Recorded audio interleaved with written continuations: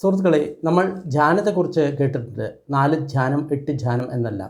ഈ നമ്മൾ ധ്യാനത്തിലാണോ അല്ലയോ എന്ന് നമ്മൾക്ക് എങ്ങനെ അറിയാം? ഒന്നാമതായിട്ട് നമ്മുടെ മനസ്സിൽ അകുശല ചിന്തകൾ ഉണ്ടാകില്ല. അതായത് ഇന്ദ്രിയ സംബന്ധമായിട്ടുള്ള ചിന്തകൾ നമ്മുടെ ഉള്ളിൽ ഉണ്ടാകില്ല. രാഗദ്വേഷം ആശ്രിതമായിട്ടുള്ള ചിന്തകൾ നമ്മുടെ ഉള്ളിൽ ഉണ്ടാകില്ല.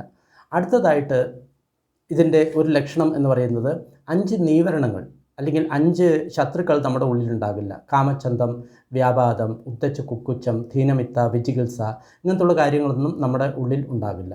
അപ്പോൾ ഇങ്ങനെ ഇല്ലാതിരിക്കുന്ന അവസ്ഥയാണ് നമ്മൾ ധ്യാനം എന്ന് പറയുക. അതായത് കൂടുതൽ സമയം നമ്മുടെ മനസ്സിൽ യാതൊരുവിധ ചിന്തകളുമില്ലാതെ നമ്മൾ ആ ധ്യാന വസ്തുവിൽ തന്നെ നിൽക്കുകയാണെങ്കിൽ അതിനെയാണ് ധ്യാനം എന്ന് പറയുക.